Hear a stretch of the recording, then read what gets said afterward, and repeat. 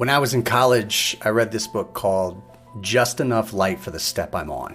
And to this day, it continues to remind me that when things get too big, when things get too dark, or, I don't see the path forward, all I have to do is just turn on my headlights and focus on what's right in front of me.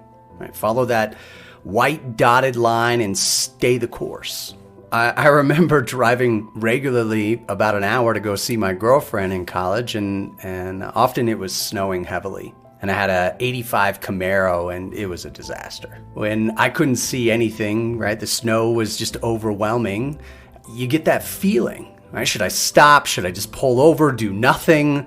Maybe just wait for the storm to pass? Or, I can look at my guidelines, my dotted line, right, the yellow line, and just take it easy, but keep moving forward.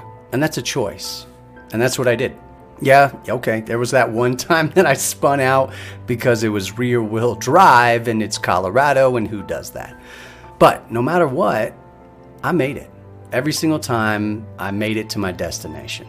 My dad, colonel in the Air Force, retired chaplain, he used to give me this golden gem. He would ask, how do you eat an elephant? And now my son asks me that every once in a while when I get overwhelmed. He's like, hey, right, how do you eat an elephant, Dad? Look, the answer is so easy to remember, but it's not so simple to apply when you're in the dark. Right? You're looking at this mammoth goal in front of you that one bite at a time, it's hard to apply. But I think that's why this little reminder that you're listening to has showed up in front of you today. You have to remember to look for the light just in front of you. Don't try to see everything. Just focus on the headlights. Right? Sometimes you'll need the brights, right? Sometimes you might just handle that light that you have, but you have to choose to move. And sometimes we forget that we have control of that. And you can use the guidelines to keep you on track. 1 mile marker, 1 bite is all that matters.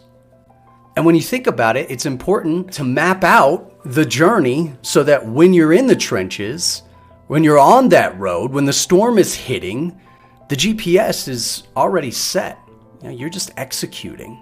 I'm big on preparing, right? And you can never plan too much, prepare too much, but it gives you that confidence that you're just moving one step at a time. You already have the plan in place.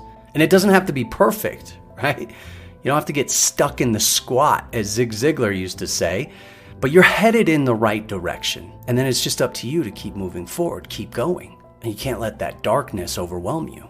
So what can we control, right? Napoleon Hill, one of my favorites, Think and Grow Rich, you probably have heard of, says you can either control your mind or it controls you.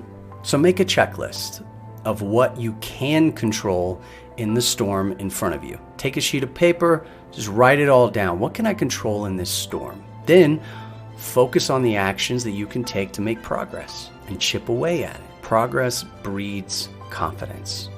Confidence will then help you weather the storm. Even Tony Robbins says, look, success is progress. Progress equals success. So just keep moving. And when we think about what we can control, you're the one who has to turn on the headlights. You're in control of how fast you move, how big of a bite you take, how much light you give, what you focus your attention on. So light the way. Focus on controlling what's right inside of you, because that's all you can control, right? What's inside, what you actually do. And soon you'll feel complete.